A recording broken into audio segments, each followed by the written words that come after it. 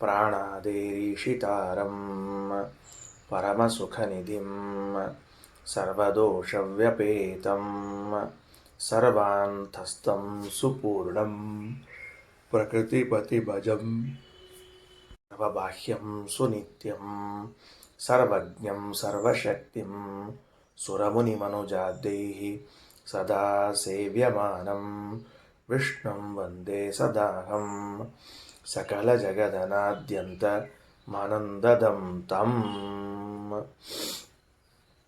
ಶ್ರೀ ಗುರುಭ್ಯೋ ನಮಃ. ಈಗ ಅಂತರ್ಯಾಮಿ ಬ್ರಾಹ್ಮಣ ಅಂತ ಪ್ರಾರಂಭವಾಗಿದೆ. ಇದು ಮತ್ತೊಂದು ಹೊಸ ಬ್ರಾಹ್ಮಣ ಪ್ರಾರಂಭವಾಗ್ತಾ ಇದೆ. ಈಗಾಗಲೇ ಹಿಂದೆ ಬಂದಿರುವಂತಹ ಒಂದು ವಿಷಯ ಏನು ಅಂದರೆ, ಮುಕ್ತರಿಗೆ ಭಗವಂತನು ಆಶ್ರಯನಾಗಿದ್ದಾನೆ ಅಂತ ಹೇಳಿದೆ. ಮುಕ್ತರಾದವರೆಲ್ಲರಿಗೂ ಕೂಡ ಭಗವಂತನೇ ಆಶ್ರಯ ಅಂತನ್ನುವ ಅಂಶವನ್ನು ಹಿಂದೆ ಹೇಳಿದ್ದಾರೆ. ಈಗ ಅದು ಮುಗಿದ ಮೇಲೆ ಯಾವುದದು ಹಿಂದೆ ಮತ್ತೊಂದು ವಿಷಯ ಬಂದದ್ದು? ಭಗವಂತ ಸರ್ವರಿಗೂ ಕೂಡ ನಿಯಮನವನ್ನು ಮಾಡ್ತಾನೆ ಅಂತ ಬಂದಿತ್ತು.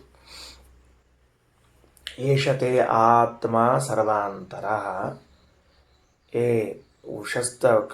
ಉಶಸ್ತ ಬ್ರಾಹ್ಮಣ, ಈ ಭಗವಂತನಿದ್ದಾನಲ್ಲ, ಇವನು ನಿನ್ನ ನಿಯಂತ, ನಿನ್ನ ಅಂತರ್ಯಾಮಿ, ಸರ್ವಸಮರ್ಥ ಅಂತ ಹೇಳಲಾಗಿತ್ತು ಹಿಂದೆ ಹೇಳಿದ್ದನ್ನು. ಹಿಂದಿನ ಬ್ರಾಹ್ಮಣಕ್ಕೂ ಈ ಬ್ರಾಹ್ಮಣಕ್ಕೂ ಸಂಗತಿಯನ್ನು ತೋರಿಸುವುದಕ್ಕೆ ಹೇಳಿಗತೀವಿ ಅಷ್ಟೇ ಹೊರತಾಗಿ ಮತ್ತೇನು ಬೇರೆ ಇಲ್ಲ. ಹಿಂದೆ ಈಗಾಗಲೇ ಮುಕ್ತರಿಗೂ ಭಗವಂತ ಆಶ್ರಯನಾಗಿದ್ದಾನೆ, ಮುಕ್ತರಿಗೂ ನಿಯಾಮಕನಾಗಿದ್ದಾನೆ ಅಂತ ಹೇಳಿದ ಮೇಲೆ ಸಂಸಾರದಲ್ಲಿದ್ದವರಿಗೂ ಕೂಡ ನಿಯಾಮಕನಾಗಿದ್ದಾನೆ ಅಂತ ಹೇಳಿದರು. ಈ ನಿಯಾಮಕತ್ವ ಹೊಂದಬೇಕಾಗಿದ್ದರೆ ಆಗ ಅವ ಅಂತರ್ಯಾಮಿ ಆಗಿರಬೇಕು, ಅಥವಾ ಅವನಲ್ಲಿ ನಿಯಂತೃತ್ವ ಇರಬೇಕು. ಸರಿ ಆಯ್ತಾ ಏನಂತ ಹೇಳಿದ್ದು? ಅದಕ್ಕೆ ಸರ್ವನಿಯಂತೃತ್ವ, ಎಲ್ಲವನ್ನೂ ನಿಯಂತ್ರಣ ಮಾಡ್ತಾನೆ, ಎಲ್ಲರ ಅಂತರ್ಯಾಮಿಯಾಗಿದ್ದಾನೆ ಅಂತ ಹೇಳಬೇಕಾಗಿದೆ. ಭಗವಂತನು ನಿಯಮಿಸುವುದಕ್ಕಾಗಿ ಹೊರಗಡೆಯಿಂದ ನಿಯಮಿಸುವುದಲ್ಲ, ಒಳಗಡೆಯಿಂದಲೇ ನಿಯಮಿಸುತ್ತಾನೆ ಅಂತನ್ನೋದನ್ನೇ ಅಂತರ್ಯಾಮಿ ಬ್ರಾಹ್ಮಣ ಅಂತ ಕರೀತಾ ಇದ್ದಾರೆ.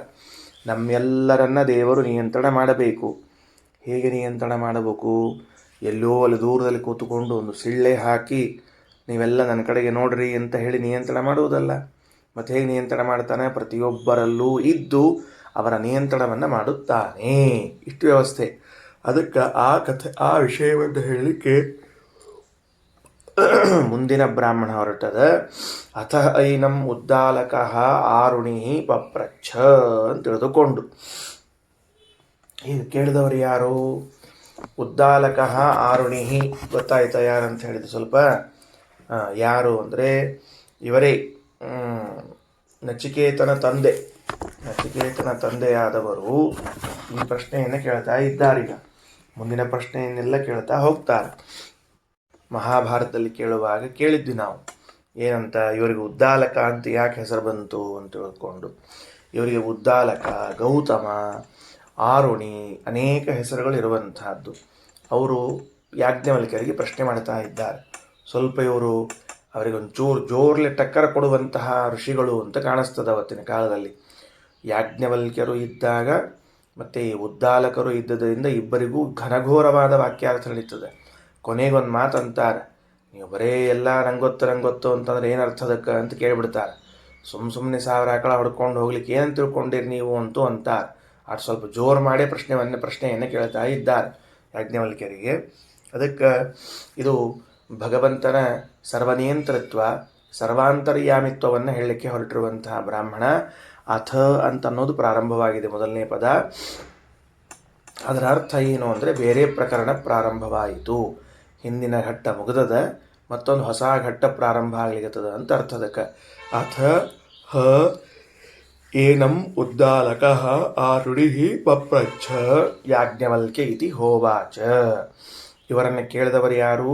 ಆರುಣಿ ಉದ್ದಾಲಕ. ಅವರು ಪ್ರಶ್ನೆಯನ್ನು ಮಾಡ್ತಾ ಇದ್ದಾರೆ. ಆರುಣಿ ಎನ್ನೋ ಶಬ್ದಕ್ಕೆ ಅರುಣೆಯ ಮಗನಾದವನು ಅಂತ ಅರ್ಥ.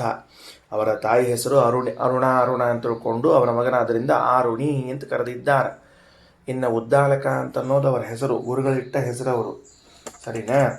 ಇನ್ನು ಯಾಜ್ಞವಲ್ಕೇತಿ ಹೋವಾಚ, ಅವರನ್ನ ಸಂಬೋಧಿಸಿ ಕರೀತಾರೆ, ಎಲೆ ಯಾಜ್ಞವಲ್ಕ್ಯರೇ ಅಂತ ಕೂಗಿ ಕರೀತಾ ಇದ್ದಾರೆ. ಆಗ ಈ ಪ್ರಶ್ನೆ ಏನು ಕೇಳಿಕ್ಕೆ ಹೊರಟಾರ, ಅದಕ್ಕೆ ಅವರೇನು ಉತ್ತರ ಹೇಳಿಕ್ಕೆ ಹೊರಟಾರ, ಇದರ ಮೇಲೆ ಒಂದಿಷ್ಟು ಶ್ರದ್ಧೆ ಮೂಡಲಿ ಅಂತ ತಿಳಿದುಕೊಂಡು ಒಂದು ಆಖ್ಯಾಯಿಕೆಯನ್ನು, ಕಥೆಯನ್ನು ಹೇಳಲಿಕ್ಕೆ ಹೊರಟಿದ್ದಾರೆ. ಮತ್ತೆ ಕಥೆ ಶುರುವಾಯ್ತು. ಈಗ ಒಳಗಡೆ ಏನು ಕಥೆ? ಮದ್ರೇಷು ಅವಸಾಮತೆ ಪತಂಚಲಸ್ಯ ಕಾಪ್ಯಸ್ಯ ಗೃಹೇಶು ಯಜ್ಞಮಧೀಯಾನಾಃ. ಹಿಂದಕ್ಕೊಂದು ಬಂದದ, ಹಿಂಗೆ ಬಂದದ, ಪತಂಜಲ ಕಾಪ್ಯ ಅಂತ ಬಂದದ. ಈಗೂ ಮತ್ತೆ ಅದೇ ಬರ್ಲಿಕ್ಕೆ ಅಂದ್ರೆ ಅವ ಬಹಳ ಪ್ರಸಿದ್ಧಿ ಇರ್ಬೇಕು ಆ ಋಷಿಗಳು. ಪತಂಜಲ ಕಾಪ್ಯರು ಅಂತನ್ನವರು ದೊಡ್ಡ ಪಂಡಿತರಿರಬೇಕು, ಅವ್ರ ಕಡೆಗೆ ಎಲ್ಲರೂ ಅಧ್ಯಯನಕ್ಕೆ ಹೋಗ್ತಾ ಇರಬೇಕು. ಅದಕ್ಕೆ ಇವ್ರು ಹೇಳಿದರು, ನಾವು ಹಿಂದಕ್ಕೆ, ನಾವು ಅಂದರೆ ಕೆಲವರು ಇನ್ನೂ ಜೊತೆಗಿದ್ದವರು, ಮದ್ರೇಶು ಅವಸಾಮ, ಮದ್ರ ದೇಶದಲ್ಲಿ ಸಂಚಾರ ಮಾಡ್ತಾ ಇದ್ವಿ ಅಥವಾ ವಾಸ ಮಾಡ್ತಾ ಇದ್ವಿ. ಇವರು ಸಂಚಾರ ಅಲ್ಲ, ಇವರು ವಾಸ. ಅವ್ರ ಹಿಂದಿನವರು ತೀರ್ಥಯಾತ್ರೆಗೆ ಸಂಚಾರ ಮಾಡ್ತಾ ಬಂದಿದ್ರಲ್ಲಿ ಒಬ್ಬರ ಮನೆಯಾಗ ಎಳ್ಕೊಂಡಿದ್ರು. ಆ ಮನೆ ಪತಂಜಲ ಕಾಪ್ಯನ ಮನೆ ಇತ್ತು. ಈಗ ಇವರು ಬಂದು ವಾಸ ಮಾಡ್ತಾ ಇದ್ರು ಪತಂಜಲಸ್ಯ ಕಾಪ್ಯಸ್ಯ ಗೃಹೇಶು, ಅವರ ಮನೆಯಲ್ಲೇ ವಾಸ ಮಾಡಿದ್ದೇವೆ. ಅಲ್ಲದೆ ಅವ್ರ ಮನೆ ಯಾಕೆ, ನಿಮ್ಮ ಮನೆ ತುಂಬ ಇದ್ದು ಅಲ್ಲೇ ಆಗಬೇಕಾಗಿತ್ತು ಅಂತ ಕೇಳಿದ್ರೆ, ಯಜ್ಞಂ ಅಧೀಯಾನಾಹ. ನೋಡ್ರಿ ಎಂಥ ಸ್ವಾರಸ್ಯ. ಯಜ್ಞಂ ಅಧೀಯಾನಾಹ ಅಂತಂತಾರೆ. ಯಜ್ಞ ವಿದ್ಯೆಯನ್ನು ಕಲಿಬೇಕು ಅಂತ ಅವ್ರ ಮನೆಗೆ ಹೋಗಿದ್ವಿ ನಾವು ಅಂತಂತಾರೆ. ಯಜ್ಞಂ ಅನ್ನೋ ಶಬ್ದಕ್ಕೆ ಯಜ್ಞವನ್ನು ಕಲಿಯುತ್ತಾ ಅಂತ ಅರ್ಥ ಬರ್ತದೆ. ಆದರೆ ಇಲ್ಲಿ ಯಜ್ಞ ಕಲೀಲಿಕ್ಕೆ ಅಂತೇನಿರ್ತದೆ, ಯಜ್ಞ ಆದರೆ ಮಾಡೋ ಪ್ರಕ್ರಿಯೆ, ಅದು ಕ್ರಿಯೆ, ಅದು ಯಜ್ಞ ಎಂಬುದು. ಅದಕ್ಕೆ ಅರ್ಥ ಇರುವುದು ಯಜ್ಞಂ ಅಧೀಯಾನಾಹ. ಯಜ್ಞವನ್ನು ಕಲಿಯುವುದು ಅಂದರೆ ಯಜ್ಞ ವಿದ್ಯೆಯನ್ನು ಕಲಿಯುವುದು ಅಂತ ಅರ್ಥ. ನಮ್ಮ ಭಾಷಾದಾಗ ಹೇಳಿದರೆ ಪೌರೋಹಿತ್ಯವನ್ನು ಕಲೀಲಿಕ್ಕೆ ಅಂತ ತಾತ್ಪರ್ಯ, ಬೇರೆ ಏನಿಲ್ಲ. ಅವತ್ತಿನ ಕಾಲದಲ್ಲಿ ಯಜ್ಞ ವಿದ್ಯೆಯನ್ನು ಕಲೀಲಿಕ್ಕೆ ಅಂತಿತ್ತು, ಇವತ್ತು ನಾವು ಪೌರೋಹಿತ್ಯ ಅಂತ ಹೇಳಿಕ್ಕೆ ಬರ್ತದೆ. ಎರಡು ಅಂಶ ಗಮನಿಸ್ಕೊಳ್ರಿ. ಏನು ಅಂದರೆ, ಅಧ್ಯಯನ ಒಂದು ಬೇರೆ, ಅದನ್ನು ಪ್ರಾಕ್ಟಿಕಲ್ ಮಾಡೋದು ಬೇರೆ. ಮತ್ತೆ ಥಿಯರಿ ಪ್ರಾಕ್ಟಿಕಲ್ ಅಂತ ಇರ್ತದೆ ಇಲ್ಲೋ. ಇಷ್ಟು ದಿವಸ ಅವ್ರ ಗುರುಗಳ ಕಡೆಗೆ ವೇದ ಮಂತ್ರಗಳನ್ನು ಕಲಿತದ್ದು ಬೇರೆ, ಈಗ ಪೌರೋಹಿತ್ಯವನ್ನು ಕಲಿಯುವುದು ಬೇರೆ. ಅವತ್ತಿನ ಕಾಲದಲ್ಲಿ ವ್ಯವಸ್ಥೆ ಎಷ್ಟಿತ್ತು ಅಂದರೆ, ಮೊದಲು ಸಂಹಿತಾದಿ ಗ್ರಂಥಗಳನ್ನು ಅಧ್ಯಯನ ಮಾಡಿ ಅನಂತರದಲ್ಲಿ ಅದನ್ನು ಇದು ಮಾಡೋದು, ಪ್ರಾಯೋಗಿಕವಾಗಿ ಮಾಡೋದು, ಎಲ್ಲೆಲ್ಲಿ ಯಾವ್ಯಾವ ಮಂತ್ರಗಳನ್ನು ಉಪಯೋಗಿಸಬೇಕು ಅಂತ ತಿಳಿದುಕೊಂಡು. ಕಲಿಸೋರಿಬ್ಬರು ಬೇರೆ ಬೇರೆ ಗುರುಗಳ್ರಿ, ಒಬ್ಬರ ಗುರುಗಳು ಇರ್ತಿದ್ದಿಲ್ಲ. ವೇದವನ್ನಷ್ಟು ಹೇಳಿ ನಾನು ಮುಗಿತಪ್ಪ ಮಂಗಳಾತ್, ನೀ ಹೋಗಿ ಬೇರೆ ಕಡೆ ಕಲ್ಕೋ ಅಂತ ಹೇಳಿದ್ರೆ ಮತ್ತೊಂದು ಕಡೆ ಬಂದು ಮತ್ತೆ ಅವರು ಅದನ್ನು ಕಲಿಬೇಕು. ಹಿಂಗೆ ವ್ಯವಸ್ಥೆ ಆಗಿತ್ತು. ಇಲ್ಲೇನು ಇವತ್ತು ನಮ್ದೇನು ದುಸ್ಥಿತಿ ಅದ ಅಂತಂದರೆ, ಮೊದಲು ಪೌರೋಹಿತ್ಯ ಮಾಡಿಸ್ಲಿಕ್ಕೆ ಶುರು ಮಾಡ್ತಾರೆ, ಆಮೇಲೆ ಮಂತ್ರ ಕಲಿತಾರೆ. ಅಂದಮೇಲೆ ಅದು ಎಷ್ಟು ಚಂದ ಇರ್ತದೆ ವಿಚಾರ ಮಾಡಿಕೊಳ್ಳ್ರಿ. ಮೊದಲು ಕಲಿಬೇಕಾಗಿದ್ದು ಮಂತ್ರಗಳನ್ನು, ಸ್ವರಸಹಿತವಾದ ಮಂತ್ರಗಳನ್ನು ಕಲಿತಾಗ ಮಾತ್ರ ಅವರಿಗೆ ಪೌರೋಹಿತ್ಯ ಮಾಡಿಸ್ಲಿಕ್ಕೆ ಅಧಿಕಾರ ಅದ, ಇಲ್ಲದೇ ಇದ್ರೆ ಇಲ್ಲ. ಮುಂದೆ ನೋಡ್ರಿ. ಅದಕ್ಕೆ ಮದ್ರೇಷು ಅವಸಾಮತೆ ಪತಂಚಲಸ್ಯ ಕಾಪ್ಯಸ್ಯ ಗೃಹೇಶು ಯಜ್ಞಮಧೀಯಾನಾಹ. ನಾವು ಕೆಲವು ಜನ ಹೋಗಿದ್ವಿ, ಯಜ್ಞವನ್ನು ಕಲಿತಾ ಇದ್ವಿ. ತಸ್ಯಾಸೀತ್ ಭಾರ್ಯ ಗಂಧರ್ವಗೃಹೀತ. ಅವನ ಆ ಭಾರ್ಯ, ಹೆಂಡತಿ, ಆ ಪತಂಜಲ ಕಾಪ್ಯನ ಹೆಂಡತಿ ಇದ್ಲಲ್ಲ, ಅವಳು ಗಂಧರ್ವಗೃಹೀತ ಆಸೀತ್. ಒಬ್ಬ ಗಂಧರ್ವಲಿಂದ ಆವಿಷ್ಟಳಾಗಿದ್ದಳು. ಉಪನಿಷತ್ತಿನಲ್ಲಿ ಮಾತ್ರ ಗಂಧರ್ವರಿಂದ ಆವಿಷ್ಟ ಅಂತ ಬರ್ತದೆ. ಪುರಾಣದಾಗೆಲ್ಲ ಡೈರೆಕ್ಟ್ ಪಿಶಾಚಗಳ ಆವಿಷ್ಟ, ದೆವ್ವ ಆವಿಷ್ಟ ಅಂತ ಬರ್ತಾವ್ರಿ. ಅಂದ್ರೆ ಸ್ವಲ್ಪ ಸುಧಾರಿಸ್ಕೊಂಡಿದ್ವಿ ನಾವು. ಉಪನಿಷತ್ತಿನಿಂದ ಪುರಾಣಕ್ಕೆ ಬರೋದ್ರೊಳಗೆ ಸುಧಾರಿಸ್ಕೊಂಡಿವಿ. ಉಪನಿಷತ್ತೊಳಗೆ ಇನ್ನೂ ಗಂಧರ್ವ, ದೇವ ಹಿಂಗೆಲ್ಲ ಆವೇಶ ಆಗ್ತಿರ್ತಾವೆ. ಪುರಾಣಕ್ಕೆ ಬಂದ್ವಿ ಅಂದರೆ ಡೈರೆಕ್ಟ್ ದೆವನೇ. ತಮ ಪೃಚ್ಛಾಮ ಕೋಸೀತಿ. ಆ ಪತಂಜಲ ಕಾಪ್ಯ ಏನಿದ್ದ ಅವನ ಹೆಂಡತಿಗೆ ಗಂಧರ್ವ ಆವೇಶ ಆಗಿತ್ತು. ಆ ಗಂಧರ್ವ ಆವೇಶ ಆಗಿದ್ದರೆ ನಾವು ಪ್ರಶ್ನೆ ಮಾಡ್ತೀವಿ, ತಮ ಪೃಚ್ಛಾಮ ಏನಂತ ಕೇಳಿದ್ವಿ, ಕೋಸೀತಿ ಯಾರ್ದು ಇದು ಅಂತ ಕೇಳ್ತಾ ಇದ್ದೇವೆ. ಬ್ರವೀತ್, ಅವ ಹೇಳ್ತು ಕಬಂಧ ಅಥರ್ವಣ ಇತಿ. ನಾನು ಕಬಂಧ ಅಥರ್ವಣ ಅಂತ ತಿಳಿದುಕೊಂಡು ತನ್ನ ಪರಿಚಯವನ್ನು ಮಾಡಿಕೊಳ್ತಾ ಇದೆ. ಅಥರ್ವಣನ ಪುತ್ರನಾದ ಕಬಂಧ ಅಂತ ತಿಳಿದುಕೊಂಡು ಹೇಳಿದರು.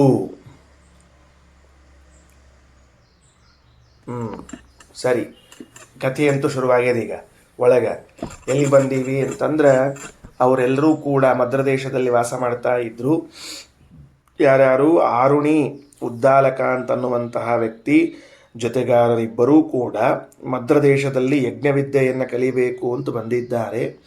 ಪತಂಚಲ ಕಾಪ್ಯ ಅನ್ನುವರ ಮನೆಯಲ್ಲಿ ವಾಸ ಮಾಡಿದ್ದಾರೆ.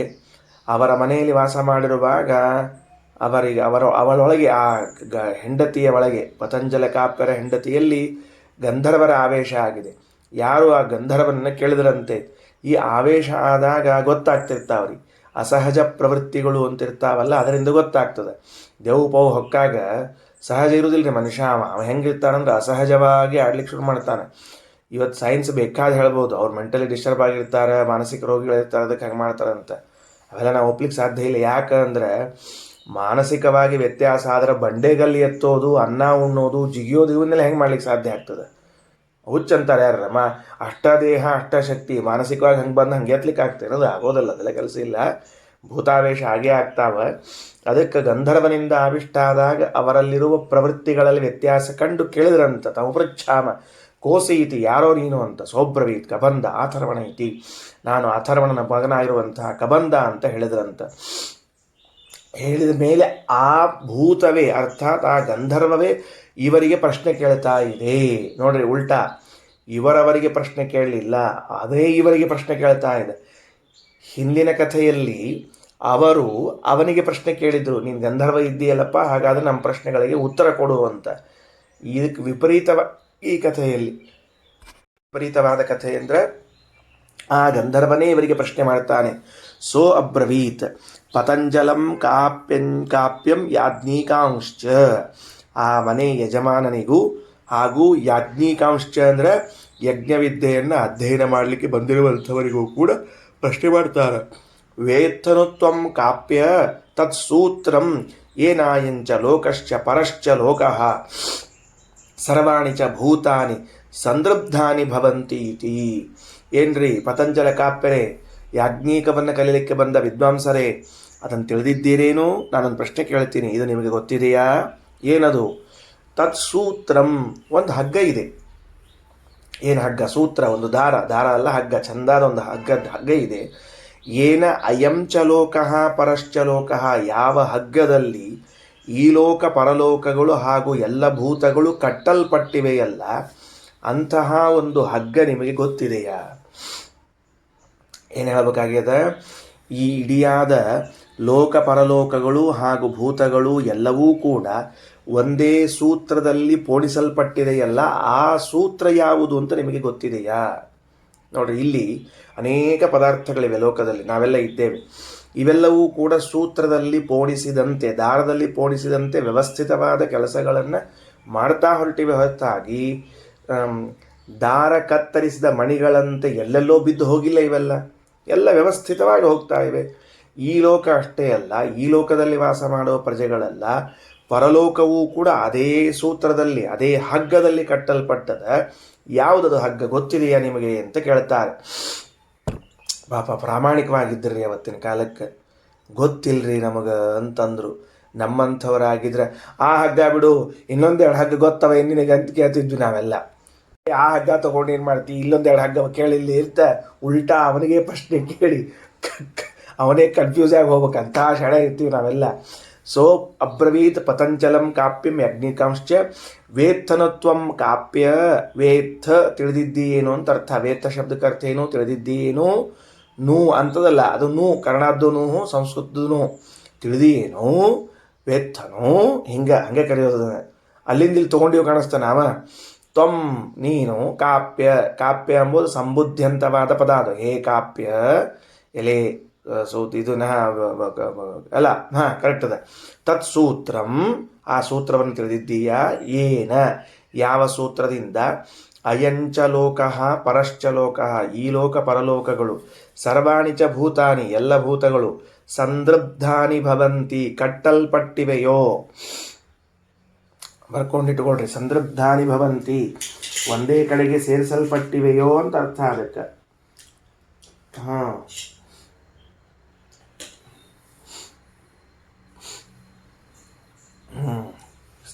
ಕಟ್ಟಲ್ಪಟ್ಟಿವೆ ಅಂತ ಅನ್ನೋದು ಹಗ್ಗ ಅನ್ನೋ ಅರ್ಥದಲ್ಲಿ.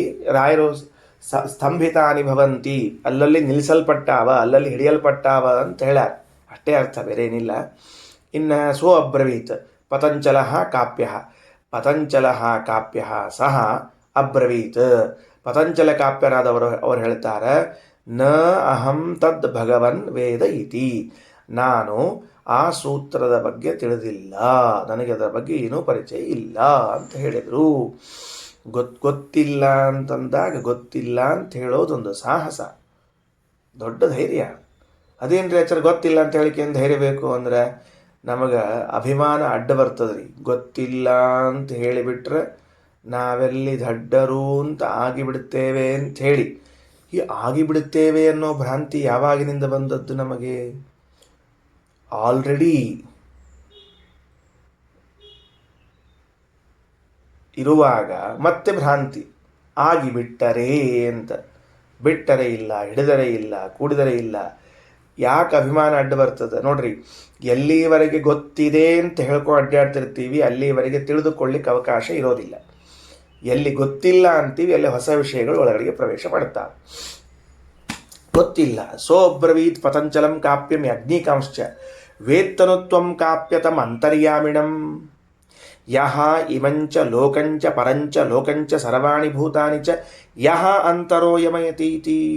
ಇದು ಬಹಳ ಸ್ವಾರಸ್ಯದ ಮತ್ತೊಂದು ಪ್ರಶ್ನೆ ಕೇಳ್ತದೋ. ಸೋಬ್ರವೀತ್ ಕಬಂಧಾತರಣ ಕೇಳ್ತಾನ, ಪತಂಜಲಂ ಕಾಪ್ಯಂ ಯಾಜ್ಞಿಕಾಂಶ್ಚ. ಈ ಸಲ ಮತ್ತು ಅವರಿಬ್ಬರನ್ನು ಹಿಡಿದು ಕೇಳ್ತಾನವ, ವೇತ್ತನುತ್ವಂ ಕಾಪ್ಯ, ಏನ್ರಿ ಕಾಪ್ಯ ಋಷಿಗಳಿಗೆ ಕೇಳಿದ್ದೀರಾ? ತಮ್ ಅಂತರ್ಯಾಮಿಣಂ, ಇದಕ್ಕೆ ಅಂತರ್ಯಾಮಿ ಬ್ರಾಹ್ಮಣ. ಅಂತರ್ಯಾಮಿಣಂ ಅಂದ್ರೆ ಅಂತಸ್ಥಿತ್ವ ಯಮಯತಿ, ಒಳಗೆ ಇದ್ದು ನಿಯಮನವನ್ನು ಮಾಡುತ್ತಾನೆ. ನೋಡ್ರಿ, ಹೊರಗಡೆಗೆ ಟ್ರಾಫಿಕ್ ಪೊಲೀಸರು ಇರ್ತಾರೆ. ಆ ಟ್ರಾಫಿಕ್ ಪೊಲೀಸರು ಏನು ಮಾಡ್ತಾ ಇರ್ತಾರೆ? ಹೊರಗಡೆಗೆ ಇದ್ದು ವಾಹನಗಳನ್ನೆಲ್ಲ ನಿಯಂತ್ರಿಸುತ್ತಾರೆ. ಅವರೇನು ನಮ್ಮ ದೇಹದಲ್ಲಿ ಬಂದು ನಿಯಂತ್ರಣ ಮಾಡೋದಿಲ್ಲ. ಹೊರಗೆ ನಿಂತ್ಕೊಂಡಿರ್ತಾರೆ, ಕೈ ಮಾಡ್ತಿರ್ತಾರೆ, ಹಿಂಗೆ ಹೋಗ್ರಿ ಹಂಗೆ ಹೋಗ್ರಿ ಅಂತ ತಿಳ್ಕೊಂಡು ಹೊರಗಡೆಯಿಂದ ಅವ್ರು ನಿಯಂತ್ರಣ ಮಾಡ್ತಿರ್ತಾರೆ. ಆಮೇಲೆ ನಮ್ಮ ಗುರುಗಳಿರ್ತಾರೆ ಶಾಲೆಯಲ್ಲಿ ಅಥವಾ ಪಾಠ ಹೇಳಿಕೊಡೋರು, ಅವರು ಉಪದೇಶದ ಮೂಲಕವಾಗಿ ಹೀಗೆ ಮಾಡು ಹಾಗೆ ಮಾಡು ಅಂತ ನಿಯಂತ್ರಣವನ್ನು ಮಾಡ್ತಾ ಇರ್ತಾರೆ. ತಂದೆ ತಾಯಿಗಳಿರ್ತಾರೆ, ಅವರು ತಮ್ಮ ಮಾತಿನ ಮೂಲಕವಾಗಿ ಹೀಗೆ ಮಾಡು ಹಾಗೆ ಮಾಡು ಅಂತಾರೆ. ಇನ್ನು ಕೆಲವ್ರ ಬಗ್ಗೆ ಹೇಳೋದು ಬೇಕಾಗಿಲ್ಲ, ಹಾಗೆ ಮಾಡು ಹೀಗೆ ಮಾಡು ಅಂತ ಅವ್ರು ಯಾರ್ಯಾರು ಹೆಂಗೆ ಹೇಳ್ತಿರ್ತಾರೆ ನಿಮ್ಗೆ ಗೊತ್ತಿರ್ತದೆ. ಅದಕ್ಕೆ ಮುಂದಿಂದಷ್ಟು ಕೇಳೋಣಂತ. ಭಗವಂತ ಏನು ಮಾಡ್ತಾನೆ ಅಂತಂದ್ರೆ ಅವ ಹೊರಗೆ ಬಂದು ನಿಂತ್ಕೊಂಡು ಹಿಂಗೆ ಹೋಗು ಹಿಂಗೆ ಬಾ ಹಿಂಗೆ ಮಾಡು ಅಂತ ಹೇಳೋದಿಲ್ಲ. ಅಂತರ್ಯಾಮಿಣಂ, ಒಳಗೇ ಇದ್ದು ಅದು ಎಷ್ಟು ಸುಂದರವಾಗಿ ಎಷ್ಟು ವ್ಯವಸ್ಥಿತವಾಗಿ ನಮಗೆ ನಿಯಂತ್ರಣವನ್ನು ಮಾಡ್ತಾನೆ, ನಮ್ಮ ನಿಯಂತ್ರಣವನ್ನು ಮಾಡ್ತಾನೆ. ಅದಕ್ಕೆ ತಮ್ಮ ಅಂತರ್ಯಾಮಿಣಂ, ಅವನು ತಿಳಿದಿ ಏನಪ್ಪ ನೀನು? ಯಾರ್ರೀ ಅವರು ಅಂದರೆ, ಇಮಂಚ ಲೋಕಂಚ ಪರಂಚ ಲೋಕಂ, ಈ ಲೋಕವನ್ನು ಪರಲೋಕವನ್ನು, ಸರ್ವಾಣಿ ಭೂತಾನಿ, ಎಲ್ಲ ಭೂತಗಳನ್ನು, ಯಹ ಅಂತರೋ ಯಮಯತಿ, ಯಾರು ಒಳಗಿದ್ದೇ ನಿಯಮನವನ್ನು ಮಾಡ್ತಾನಲ್ಲ ಅವನ ತಿಳಿದಿದ್ದೀಯಾ ನೀನು? ಈಗ ಈ ವಾಕ್ಯ ಓದಿದ್ನಲ್ಲ, ಒಂದು ಸಣ್ಣ ಪೆನ್ಸಿಲ್ ಹಿಡ್ಕೊಳ್ರಿ. ಪೆನ್ಸಿಲ್ ಹಿಡ್ಕೊಂಡು ನಾವು ಒಂದು ಕಡೆ ಹೇಳ್ತೀನಿ, ಅಲ್ಲೊಂದು ಅಂಡರ್ಲೈನ್ ಮಾಡ್ಕೊಂಡು ಇಟ್ಕೊಳ್ರಿ. ವಾಕ್ಯ ಓದ್ತೀನಿ, ಅಂಡರ್ಲೈನ್ ಮಾಡ್ಕೊಂತ ಹೇಳಿಲ್ಲ, ವಾಕ್ಯ ಓದ್ಲಿಕ್ಕತ್ತೀನಿ.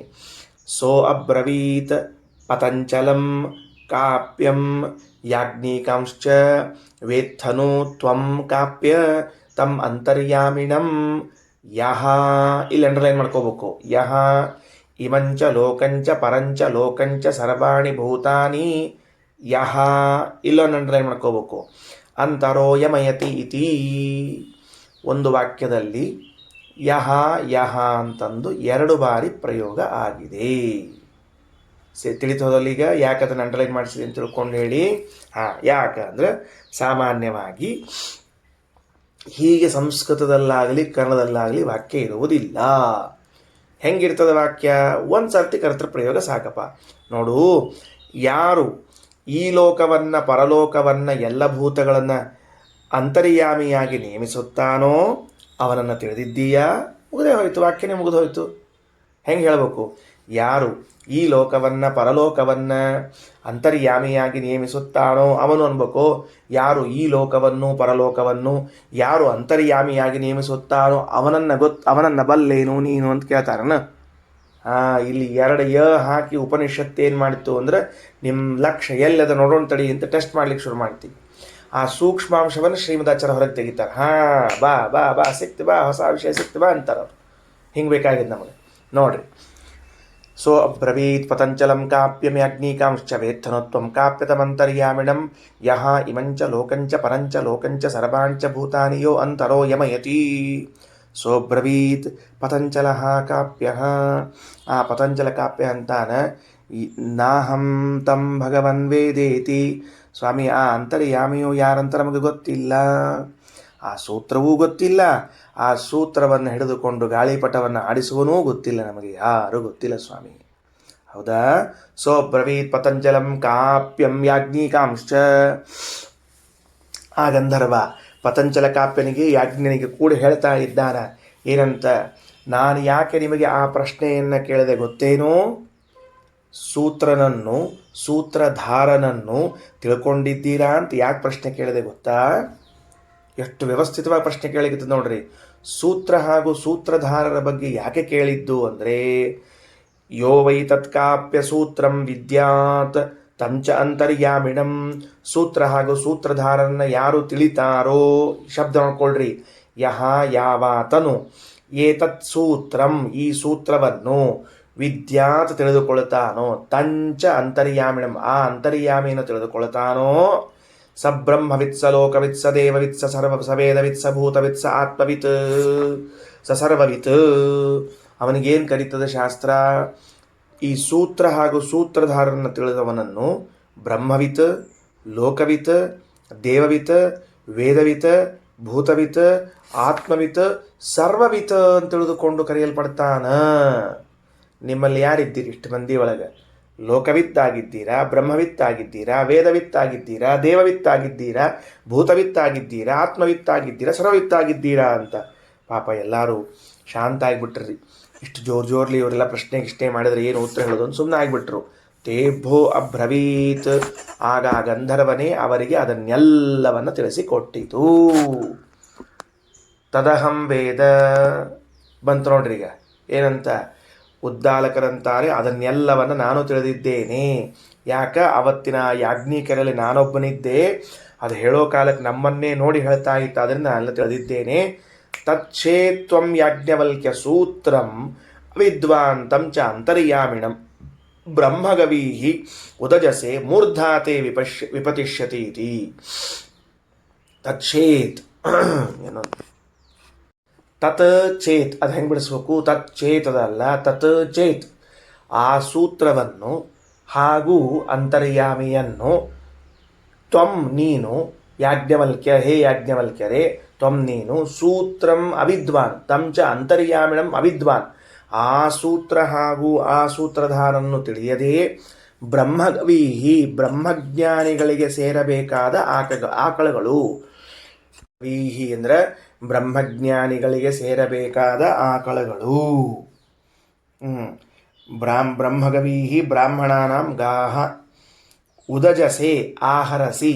ತಗೊಂಡು ಹೋಗ್ತಾ ಇದ್ದೀಯಲ್ಲ, ತೇ ಮೂರ್ಧ ವಿಪತಿಷ್ಯತಿ, ನಿನ್ನ ತಲೆ ಬಿದ್ದು ಹೋಗ್ತದ. ಓ, ಭಾರಿ ಡೇಂಜರ್ ಅದು. ಈಗೇನು ಎಂಥ ಉತ್ತರ ಕೊಡ್ಬೇಕು? ಈಗ ಸೂತ್ರಧಾರರ ಬಗ್ಗೆ ಉತ್ತರ ಕೊಡಬೇಕು.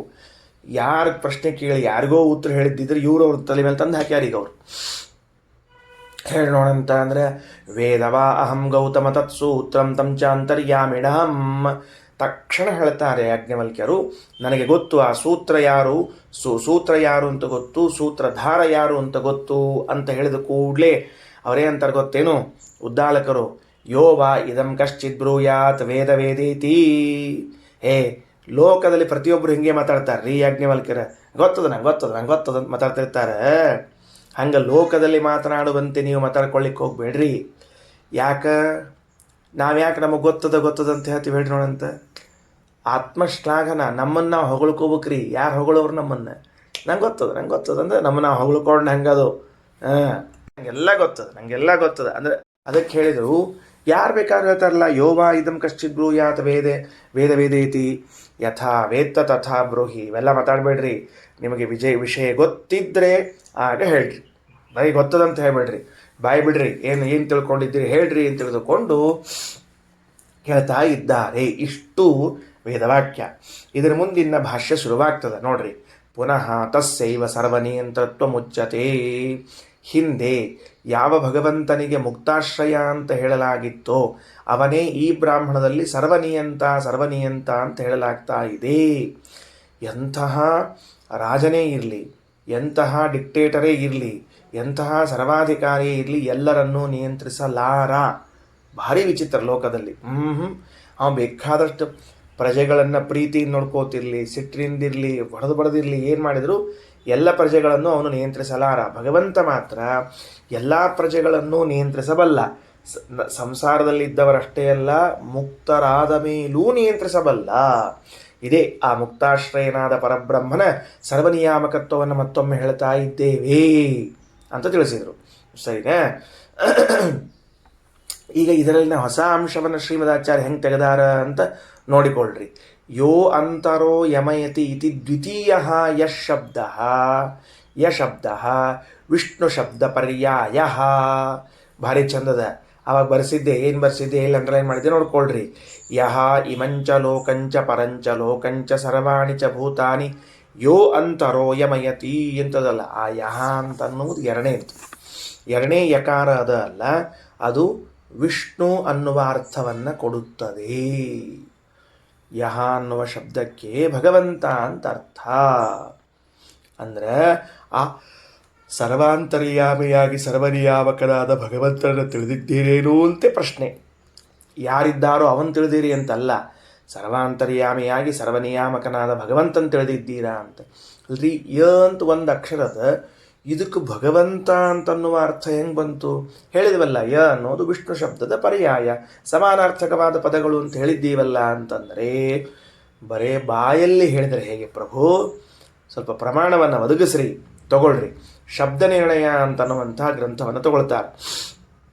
ಅದರಲ್ಲಿ ಹೇಳ್ತಾರೆ ಏನು? ಅಕಯ ಪ್ರವಿಸಂಭೂಮ ಸಖಃ ವಿಷ್ಣುವಾಚಕಾಃ ಏಕಾಕ್ಷರಾಃ ಯಾವುದು? ಅ ಕ ಯ ಪ್ರ ವಿ ಸಂ ಭೂ ಮ ಸ ಖ ಹ. ಇಷ್ಟೆಲ್ಲವೂ ಕೂಡ ವಿಷ್ಣುವಾಚಕಾಃ ಭಗವಂತನನ್ನೇ ತಿಳಿಸುತ್ತವೆ. ಏಕಾಕ್ಷರಾಃ ವಿಷ್ಣುವಾಚಕಾಃ. ಎಷ್ಟು ಚಂದ ಕೋಶ ಕೊಟ್ಟಾರ ಶ್ರೀಮದಾಚಾರ್ಯರು. ಒಂದೊಂದು ಅಕ್ಷರಗಳಿರುವ ಭಗವಂತನ ಒಂದೊಂದು ನಾಮ. ಹ ಅಂದ್ವಿ ಭಗವಂತ ಅಂತ ಅರ್ಥ, ಖ ಅಂದ್ವಿ ಭಗವಂತ ಅಂತ ಅರ್ಥ, ಸ ಅಂದ್ವಿ ಭಗವಂತ, ಮ ಭೂ ಸಂ ವಿ ಪ್ರ ಯ ಕ ಅ. ಹಿಂಗೆ ಹೇಳಿದರೂ ಕೂಡ ಒಂದೊಂದು ಅಕ್ಷರಗಳು ಭಗವಂತನ ತಿಳಿಸುತ್ತವೆ. ಕೋಶಗಳು. ಯಾರು ಈ ಲೋಕ ಪರಲೋಕ ಹಾಗೂ ಸಕಲ ಭೂತಗಳನ್ನು ಅಂತರ್ಯಾಮಿಯಾಗಿ ನೇಮಿಸುತ್ತಾನೋ ಅಂತ ಇಷ್ಟು ಕೇಳಬೇಕಾದ ಸಂದರ್ಭದಲ್ಲಿ ಯಾರು ಈ ಲೋಕ ಪರಲೋಕಗಳನ್ನು ಯಾರು ಅಂತರ್ಯಾಮಿಯಾಗಿ ನೇಮಿಸುತ್ತಾರೋ ಅಂತ ಹಿಂಗೆ ಕೇಳಿದ್ರಿಂದ ಶ್ರೀಮದಾಚಾರ್ಯ ಅಂತಾರೆ, ಇಲ್ಲಿನ ಎರಡನೇ ಯಾರೋ ಅಂತ ಅರ್ಥ ತಿಳಿಸುವ ಯ ಇದೆಯಲ್ಲ, ಅದು ಯಾರೋ ಬಾರೋ ಹೋರೋ ಅಂತ ತಿಳಿಸ್ತಿಲ್ಲ, ಅಪಿತು ವಿಷ್ಣು ಅಂತ ತಿಳಿಸ್ತಾ ಇದೆ. ಹಾಗಾದರೆ ಯಾವ ವ್ಯಕ್ತಿಯು, ಯಾವ ವಿಷ್ಣುವು ಈ ಜಗತ್ತನ್ನು ಈ ಲೋಕವನ್ನು ಪರಲೋಕವನ್ನು ಹಾಗೂ ಸರ್ವಭೂತಗಳನ್ನು ನಿಯಂತ್ರಿಸುತ್ತಾನೋ ಅಂತಹ ಪರಮಾತ್ಮನ ನೀವು ತಿಳ್ಕೊಂಡಿದ್ದೀರಾ ಅಂತ ಪ್ರಶ್ನೆ ಕೇಳಿದಂತೆ ಆಯಿತು. ಸರಿ, ಹೌದು. ಹಂಗೆ ಯ ಎಂಬೋ ಶಬ್ದಕ್ಕೆ ಪರಮಾತ್ಮ ಅಂತ ಅರ್ಥ ಎಲ್ಲಿಂದ ತಂದ್ರಪ್ಪ? ಇದ್ದಕ್ಕಿದ್ದಂಗೆ ಆಕಾಶದಿಂದ ಉದುರಿಸಿಬಿಟ್ರೇನು ಅಂತ ಕೇಳಿದ್ರೆ ಇಲ್ಲ. ಏಕ ಅಕಯ ಪ್ರವಿಸಂಭೂಮ ಸಖಃ ವಿಷ್ಣುವಾಚಕಾಃ ಏಕಾಕ್ಷರಾಃ. ಒಂದೊಂದು ಅಕ್ಷರಗಳು ಭಗವಂತನನ್ನು ತಿಳಿಸಿಕೊಡುತ್ತವೆ. ಏನೇನವ? ಅ ಕ ಅಂತ. ಹೌದು, ಅ ಕ ಪ ತ ಪ ಎಲ್ಲ ಹೆಂಗೆ ಅರ್ಥ ಮಾಡ್ಕೋಬೇಕು? ಅದಕ್ಕೆ ಒಂದು ಅಕ್ಷರಕ್ಕೆ ಅರ್ಥ ಬರಂಗಿಲ್ಲರಪ್ಪ ನಮಗೆಲ್ಲ. ನಮಗೆ ಒಂದು ಅಕ್ಷರಕ್ಕೆ ಅರ್ಥ ಗೊತ್ತಿಲ್ಲ. ಒಂದು ಅರ್ಥವನ್ನು ತಿಳಿಸ್ಬೇಕಾಗಿದ್ರೆ 2 ಪದಾರ ಇರಬೇಕು, ಮಿನಿಮಮ್ 2 ಅಕ್ಷರ ಇರಬೇಕು. 2 ಅಕ್ಷರದಿಂದ ಕೂಡಿದ ಪದ ಇದ್ರನ್ನ ಒಂದು ಅರ್ಥ ಆಗ್ತಿರ್ತದೆ. ಇಲ್ಲಿ ಒಂದೊಂದು ಅಕ್ಷರಕ್ಕೆ ಹೆಂಗೆ ಅರ್ಥ ಹೇಳಿಕತ್ತೀರಿ ಅಂತ ಕೇಳಿದರೆ ಅದಕ್ಕೆ ಹೇಳ್ತಾರೆ ನೋಡ್ರಿ, ಅ ಇತ್ತೇಶ ನಿರ್ದೋಷತ್ವಾತ್ ಜನಾರ್ದನ. ಭಗವಂತನಿಗೆ ಅ ಅಂತ ಯಾಕೆ ಕರೀತಾರೆ? ನಿರ್ದೋಷತ್ವಾತ್, ದೋಷರಹಿತನಾದದ್ದರಿಂದ ಭಗವಂತನಿಗೆ ಅ ಅ ಅಂತ ಕರೆದಾರ. ಎಷ್ಟು ಸ್ವಾರಸ್ಯದ ನೋಡ್ರಿ.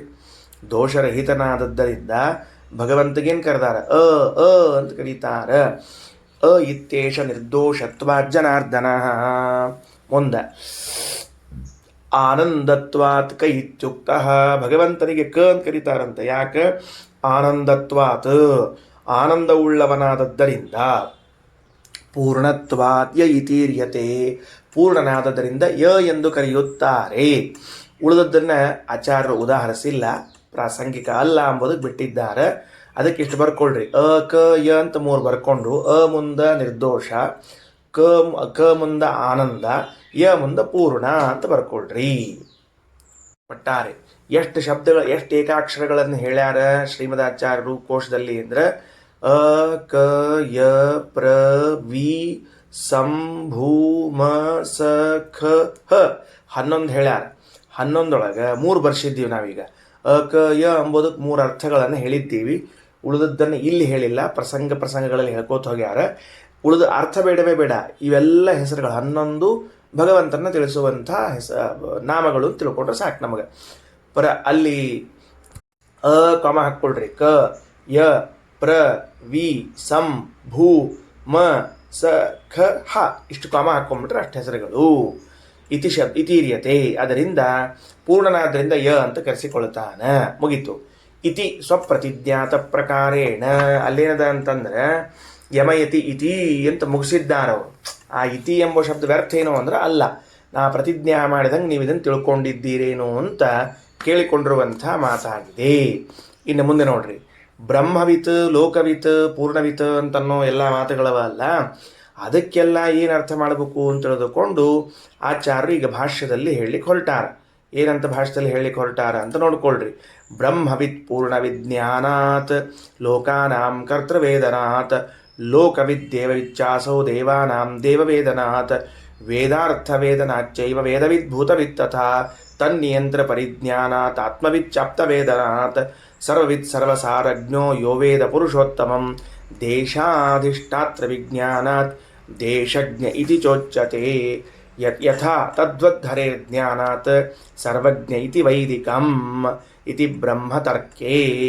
ಬ್ರಹ್ಮತರ್ಕ ವಾಕ್ಯದಿಂದ ಈ ಉಪನಿಷತ್ನಲ್ಲಿ ಬಂದಿರುವ ಬ್ರಹ್ಮವಿತ್, ಲೋಕವಿತ್, ದೇವವಿತ್, ವೇದವಿತ್, ಭೂತವಿತ್, ಆತ್ಮವಿತ್, ಸರ್ವವಿತ್ ಎಂಬ ಶಬ್ದಗಳಿಗೆ ಅರ್ಥವನ್ನು ಹೇಳಲಿಕ್ಕೆ ಹೊರಟಿದ್ದಾರೆ. ಇರಲಿ, ಇದೇನು ಪ್ರಾರಂಭ ಮಾಡುವುದಿಲ್ಲ. ಈಗ ಗಾರ್ಗಿ ಬ್ರಾಹ್ಮಣವನ್ನು ಮುಗಿಸಿಕೊಂಡು ಅಂತರ್ಯಾಮಿ ಬ್ರಾಹ್ಮಣಕ್ಕೆ ಬಂದಿದ್ದೀವಲ್ಲ, ಒಟ್ಟಾರೆ ನಾವಿಷ್ಟೊತ್ತು ಓದಿದ್ದು ಏನು ಅಂತ ತಿಳಿದುಕೊಂಡು ಒಂದು ಸಂಗ್ರಹವನ್ನು ಮಾಡಿ ಮುಕ್ತಾಯ ಮಾಡೋಣ. ಸಭೆಯಲ್ಲಿ ಒಬ್ಬೊಬ್ಬರಾಗಿ ಋಷಿಗಳು ಯಾಜ್ಞವಲ್ಕ್ಯರಿಗೆ ಪ್ರಶ್ನೆ ಮಾಡ್ತಾ ತಾವು ಪ್ರಶ್ನೆಗೆ ಸಮಾಧಾನವನ್ನು ಪಡಿತಾ ಇದ್ದಾರೆ. ಅನೇಕ ಜನ ಋಷಿಗಳು ಪಡೆದಾದ ಮೇಲೆ ಉದ್ದಾಲಕರು ಬರ್ತಾರೆ. ಅವರಿಗೆ ಆರುಣಿ, ಗೌತಮ ಇನ್ನೂ ಹೆಸರುಗಳಿವೆ.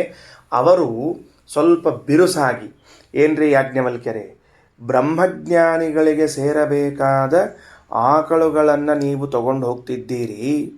ಒಂದೊಮ್ಮೆ ನೀವು ಬ್ರಹ್ಮಜ್ಞಾನಿಗಳಾಗದೇ ಹೋದರೆ ಈ ಆಕಳು ತೆಗೆದುಕೊಂಡದ್ದಕ್ಕೆ ನಿಮಗೆ ಶಿಕ್ಷೆ ಏನು ಗೊತ್ತಾ? ನಿಮ್ಮ ತಲೆ ಬಿದ್ದು ಹೋಗ್ತದೆ, ನೆನಪಿಟ್ಟುಕೊಳ್ರಿ. ಅವರಂದರು, ಬ್ರಹ್ಮಜ್ಞಾನಿ ಆಗಬೇಕಾಗಿದ್ದರೆ ಏನು ಮಾಡಬೇಕು? ಯಾಕಂದರೆ ಆಕಳಂತರೂ ನಾವು ತೊಗೊಂಡಿದ್ದೀವಿ. ಈಗ ಬ್ರಹ್ಮಜ್ಞಾನಿಗಳಾಗಬೇಕಾದ್ರೆ ಏನಾಗಬೇಕು ಅಂದರೆ, ನಾನು ಕೇಳಿದ ಪ್ರಶ್ನೆಗಳಿಗೆ ನೀವು ಉತ್ತರಿಸಿದರೆ ಬ್ರಹ್ಮಜ್ಞಾನಿಗಳಾಗ್ತೀರಿ. ಆಗ ಗೋವುಗಳನ್ನು ತೆಗೆದುಕೊಂಡದ್ದು ಸರಿ ಹೋಗ್ತದೆ. ಇಲ್ಲದೆ ಹೋದರೆ ಗೋವುಗಳ ಅಪಹಾರ ಮಾಡಿದಂತಾಗ್ತದೆ ಅಂತ. ಸರಿ, ಪ್ರಶ್ನೆ ಕೇಳ್ರಿ, ನೀವೇನು ಪ್ರಶ್ನೆ ಕೇಳ್ತೀರಿ ಹೇಳ್ತೀವಿ ಎಂದಾಗ ಅವರು ಗೌತಮರು ಅರ್ಥಾತ್ ಆರುಣಿ ಉದ್ದಾಲಕರು ತಾವೊಂದು ಆಖ್ಯಾಯಿಕೆಯನ್ನು ಪ್ರಾರಂಭ ಮಾಡುತ್ತಾರೆ. ಕಥೆಯ ಮೂಲಕ ಪ್ರಮೇಯವನ್ನು ತಿಳಿಸ್ಲಿಕ್ಕೆ ಹೊರಡುತ್ತಾರೆ. ನೋಡ್ರಿ ಯಾಜ್ಞವಲ್ಕ್ಯರೇ, ನಾನು ನಮ್ಮ ಮಿತ್ರರು ಕೆಲವರೆಲ್ಲ ಗುರುಗಳಲ್ಲಿ ಅಧ್ಯಯನ ಮುಗಿಸಿದ್ದೀವಿ. ವೇದಾಧ್ಯಯನವನ್ನು ಮುಗಿಸಿದ ಮೇಲೆ ಯಾಜ್ಞಿಕ ಪ್ರಕ್ರಿಯೆಗಳನ್ನು ಕಲಿಬೇಕಲ್ಲ. ಪುಣ್ಯ ವಾಚನ, ಸ್ಥಾಲಿ, ಪಾಕ, ಪವಮಾನ ಹೋಮ, ವೈಶ್ವದೇವ, ಮತ್ತೊಂದು ಹೋಮಗಳೆಲ್ಲ ಇವೆಲ್ಲ ಏನವ ಅವುಗಳನ್ನೆಲ್ಲವನ್ನು ಕಲಿಯಬೇಕು ಅಂತ ಇಟ್ಟುಕೊಂಡು ಅವತ್ತಿನ ಕಾಲದಲ್ಲಿ ಈ ವಿಷಯದಲ್ಲಿ ಪ್ರಸಿದ್ಧ ವಿದ್ವಾಂಸರಾದ ಮದ್ರದೇಶದಲ್ಲೇ ವಾಸ ಮಾಡುವಂತಹ ಕಾಪ್ಯ ಪತಂಜಲರು ಅವರ ಮನೆಗೆ ಹೋದೆವು. ಅವರು ಒಳ್ಳೆ ವಿದ್ಯಾರ್ಥಿ ವತ್ಸಲರು. ಮನೆಯಲ್ಲಿ ನಮ್ಮನ್ನು ಇಟ್ಟುಕೊಂಡು ಊಟಕ್ಕೆ ಕೊಟ್ಟು ಪಾಠ ಹೇಳ್ತಾ ಇದ್ದರು. ಆ ದಿನಗಳಲ್ಲಿ ಒಂದು ಘಟನೆ ನಡೆಯಿತು. ಅವರ ಹೆಂಡತಿಯ ಮೈ ಮೇಲೆ ಒಬ್ಬ ಗಂಧರ್ವನ ಆವೇಶ ಬಂತು. ಆ ಒಬ್ಬ ಗಂಧರ್ವನ ಆವೇಶ ಬಂದ ಕೂಡಲೇ ನಾವು ಅವರ ಹಾವಭಾವಗಳನ್ನು ನೋಡಿ ಕೇಳಿದೆವು, ಯಾರು ನೀನು ಅಂತ ಪ್ರಶ್ನೆ ಮಾಡಿದೆವು. ಆಗ ವಾಸ್ತವದಲ್ಲಿ ಹೆಂಡತಿ ಹೆಣ್ಣು ದೇಹ, ಅದರಂತೆ ಎಳೆದುಕೊಳ್ಳದೆ ಪುರುಷರಂತೆ ವ್ಯವಹಾರ ಮಾಡ್ತಾ ಇದ್ದಾಗ ನೀನು ಯಾರು ಅಂತ ನಾವು ಅವರನ್ನು ಪ್ರಶ್ನಿಸಿದಾಗ ನಾನು ಕಬಂಧ ಅಥರ್ವಣ ಅಂತ ತಿಳಿದುಕೊಂಡು ತನ್ನ ಪರಿಚಯವನ್ನು ಮಾಡಿಸಿಕೊಂಡ ಗಂಧರ್ವನೂ ನಮ್ಮನ್ನೇ ಕೆಲವು ಪ್ರಶ್ನೆಗಳನ್ನು ಕೇಳ್ತಾ ಇದ್ದಾನಂತೆ. ಏನು ಪ್ರಶ್ನೆ ಕೇಳಿದ? ಉದ್ದಕ್ಕೆ ವೇದ ಓದಿ ಯಾಜ್ಞಿಕಗಳನ್ನು ಮಾಡ್ತಾ ಕೂತ್ಕೊಂಡ್ರೆ ಏನು ಲಾಭ? ಈ ಜಗತ್ತೆಲ್ಲವೂ ಕೂಡ ಒಂದು ಹಗ್ಗದಲ್ಲಿ ಕಟ್ಟಂತೆ ವ್ಯವಸ್ಥಿತವಾಗಿ ನಿಯೋಜಿಸಲ್ಪಟ್ಟಿದೆಯಲ್ಲ, ಆ ಹಗ್ಗವನ್ನು ತಿಳ್ಕೊಂಡಿದ್ದೀರಾ? ಹಗ್ಗವನ್ನು ತಿಳಿಯದೆ ಸುಮ್ಮನೆ ಏನೋ ಪಾಪ ವೇದ ಓದ್ತೀನಿ, ವೇದಾಧ್ಯಯನ ಮಾಡಿದ್ದೀನಿ, ಕರ್ಮಗಳನ್ನು ಮಾಡ್ತೀನಿ ಅಂತ ಹೋದರೆ ಏನು ಪ್ರಯೋಜನ? ಹಗ್ಗ ತಿಳಿಯದೆ ಇದ್ದರೆ ಏನು ಪ್ರಯೋಜನ ಇಲ್ಲ, ಸೂತ್ರ ತಿಳಿಯದೆ ಇದ್ದರೆ ಏನು ಪ್ರಯೋಜನ ಇಲ್ಲ. ಜೊತೆಗೆ ಇಂತಹ ಸೂತ್ರಕ್ಕೆ ಒಬ್ಬ ದಾರ ಇದ್ದಾನೆ, ಆ ಸೂತ್ರಧಾರನ ತಿಳ್ಕೊಂಡಿದ್ದೀರಾ? ನೋಡ್ರಿ, ಈ ಲೋಕ ಪರಲೋಕ ಭೂತಗಳೆಲ್ಲವೂ ಗಾಳಿ ಪಟಗಳು, ಅದಕ್ಕೆ ಕಟ್ಟಿದ ಸೂತ್ರವೊಂದು, ಅದನ್ನು ಹಿಡಿದು ಆಡಿಸುವ ಸೂತ್ರಧಾರವೊಂದು, ಮೂರನ್ನೂ ಪರಿಚಯ ಮಾಡಿಸಿಕೊಡುತ್ತದೆ. ಈ ಲೋಕ ಪರಲೋಕ ಭೂತಗಳು ಗಾಳಿಪಟಗಳು, ಅದನ್ನು ಹಿಡಿದುಕೊಂಡಿರುವಂತಹ ಕಟ್ಟಿರುವಂತಹ ಸೂತ್ರ, ಆ ಸೂತ್ರವನ್ನು ತನ್ನ ಕೈಯಲ್ಲಿ ಇಟ್ಟುಕೊಂಡಿರುವಂತಹ ಸೂತ್ರಧಾರ ಯಾರು ಅಂತ ಗೊತ್ತಿದೆಯಾ? ಗೊತ್ತಿಲ್ಲದೆ ಹೋದರೆ ನೀವ್ಯಾಕೆ ಬ್ರಹ್ಮಜ್ಞಾನಿಗಳಾಗ್ತೀರಿ, ನೀವ್ಯಾಕೆ ಅಧ್ಯಯನ ಮಾಡ್ತೀರಿ ಅಂತ ಆ ಗಂಧರ್ವ ನಮಗೆ ಹೇಳಿತು. ನಾವು ಆಗ ವಿನೀತರಾಗಿ ನಮಗೆ ಗೊತ್ತಿಲ್ಲ ಅಂತ ಹೇಳಿದೆವು. ಗೊತ್ತಿಲ್ಲ ಅಂತ ಹೇಳಿದ್ದಕ್ಕೆ ಆ ವಸ್ತುವನ್ನು, ಆ ವಿಷಯವನ್ನು ತಿಳಿದುಕೊಳ್ಳುವುದರಿಂದ ಬ್ರಹ್ಮಜ್ಞಾನಿ, ಲೋಕಜ್ಞಾನಿ, ದೇವಜ್ಞಾನಿ, ವೇದಜ್ಞಾನಿ, ಭೂತಜ್ಞಾನಿ, ಆತ್ಮಜ್ಞಾನಿ, ಸರ್ವಜ್ಞಾನಿ ಅಂತ ಕರೆಸಿಕೊಳ್ಳುತ್ತಾನೆ. ಇಂಥ ಮಹತ್ವದ ಪ್ರಮೇಯವನ್ನು ತಿಳಿಯದೆ ಏನೋ ಸುಮ್ಮನೆ ಇಂದ್ರಾಯ ಸ್ವಾಹ ಚಂದ್ರಾಯ ಸ್ವಾಹ ಅಂತ ತಿಳಿದುಕೊಂಡು ಏನು ಮಾಡ್ತಿದ್ದೀರಿ ಅಂತ ಕೇಳಿದಾಗ ನಾವೆಲ್ಲರೂ ಅವರಿಗೆ ಶ್ರದ್ಧೆಯಿಂದ ಕೇಳ್ತೇವೆ, ನೀವೇ ಅದನ್ನು ಉಪದೇಶ ಮಾಡಿರಿ ಅಂತ ಹೇಳಿದಾಗ ಅವರೆಲ್ಲ ಆ ಗಾಳಿಪಟದ ಸೂತ್ರಧಾರರನ್ನು ಉಪದೇಶ ಮಾಡಿದ್ದಾರೆ. ಅದು ನನಗೆ ಗೊತ್ತು. ಒಂದೊಮ್ಮೆ ನೀವು ಬ್ರಹ್ಮಜ್ಞಾನಿಗಳು ಅಂತಾಗಿದ್ದಾದರೆ ಈ ವಿಷಯವನ್ನು, ನನಗೇನವ ಗಂಧರ್ವ ಪ್ರಶ್ನೆ ಕೇಳಿದ್ದ ಉತ್ತರ ಕೊಟ್ಟನಲ್ಲ, ಅದನ್ನು ಹೇಳ್ರಿ, ಆಗ ಮಾತ್ರ ನಾನು ನಿಮ್ಮನ್ನು ಬ್ರಹ್ಮಜ್ಞಾನಿ ಅಂತ ಒಪ್ತೇನೆ ಎಂದಾಗ, ಅರೆ ಅದು ನನಗೆ ಗೊತ್ತು ಅಂತ ಹೇಳಿದರೆ, ಗೊತ್ತು ಅಂತ ನಿಮ್ಮ ಶ್ಲಾಘನೆಯನ್ನು ಮಾಡಿಕೊಳ್ಬೇಡ್ರಿ. ಲೋಕದಲ್ಲಿ ಕಂಡ ಪ್ರತಿಯೊಬ್ಬ ವ್ಯಕ್ತಿಯೂ ಕೂಡ ನಾನೇ ಸರ್ವಜ್ಞ ಅನ್ನುವಂತೆ ಆಡ್ತಿರ್ತಾನೆ. ನಿಜವಾಗಿ ಗೊತ್ತಿದ್ದರೆ ನನ್ನ ಪ್ರಶ್ನೆಗೆ ಉತ್ತರವನ್ನು ಹೇಳ್ರಿ ಅಂತ ಹೇಳಿದಾಗ ಉತ್ತರವನ್ನು ಹೇಳಲಿಕ್ಕೆ ಪ್ರಾರಂಭ ಮಾಡ್ತಾರೆ. ಇದಿಷ್ಟು ಇವತ್ತಿನ ನಾವು ಅಧ್ಯಯನ ಮಾಡಿದ ಘಟ್ಟ. ಅದರಲ್ಲಿ ಶ್ರೀಮದಾಚಾರ್ಯರು ತೋರಿಸಿದ ಸೂಕ್ಷ್ಮಾಂಶ ಏನು ಅಂದರೆ, ಒಂದು ವಾಕ್ಯದಲ್ಲಿ ತಮ್ಮ ಅಂತರ್ಯಾಮಿಣಂ ಯಹ ಇಮಂಚ ಲೋಕಂಚ ಪರಂಚ ಲೋಕಂಚ ಸರ್ವಾಣಿ ಭೂತಾನಿ ಯಹ ಅಂತರೋ ಯಮಯತಿ ಅಂತ ತಿಳಿದುಕೊಂಡು ಎರಡು ಯಕಾರಗಳು ಏಕವಾಕ್ಯದಲ್ಲಿ ಬಂದಾಗ ಯಹ ಎಂಬ ಎರಡನೇ ಯಕಾರಕ್ಕೆ ಭಗವಂತ ಯಾವ ವಿಷ್ಣುವು ಈ ಲೋಕಗಳಿಗೆ ಸರ್ವಾಧಾರನಾಗಿದ್ದಾನೆ, ಆಗಿದ್ದಾನೋ ಅವನನ್ನು ತಿಳಿದಿದ್ದೀರಾ, ತಿಳಿದಿಲ್ವೇ ಅಂತ ಕೇಳಿದಂತೆ. ಅದು ಹೇಗೆ? ಯ ಎಂಬೋ ಶಬ್ದಕ್ಕೆ ಭಗವಂತ ಅಂತರ್ಥ. ಶಬ್ದ ನಿರ್ಣಯದಲ್ಲಿ ಹೇಳುವಾಗ ಅಕಯ ಪ್ರವಿಸಂಭೂಮ ಸಖಹಾಹ ವಿಷ್ಣುವಾಚಕಾಹ ಅಂತ ಏಕಾಕ್ಷರ ಕೋಶದಲ್ಲಿ ಪೂರ್ಣತ್ವಾತ್ ಯ ಇತ್ಯುಕ್ತಂ, ಪೂರ್ಣನಾದದರಿಂದ ಯ ಅಂತ ಕರೆಸಿಕೊಳ್ಳುತ್ತಾನೆ ಅಂತ ಹೇಳಿದ್ದಾರೆ. ಹಾಗಾಗಿ ಅಂತಹ ಪೂರ್ಣನಾದ ಯಕಾರವಾಚ್ಯನಾದ ಭಗವಂತನನ್ನು ತಿಳಿದಿದ್ದೀರಾ ಅಂತ ಪ್ರಶ್ನೆ ಕೇಳ್ತಾ ಇದೆ. ತಿಳಿದರೆ ಏನು ಲಾಭ ಅನ್ನುವುದನ್ನು ಆಚಾರ್ಯರು ಭಾಷೆಯಲ್ಲಿ ವಿವರಣೆ ಮಾಡ್ತಾರೆ.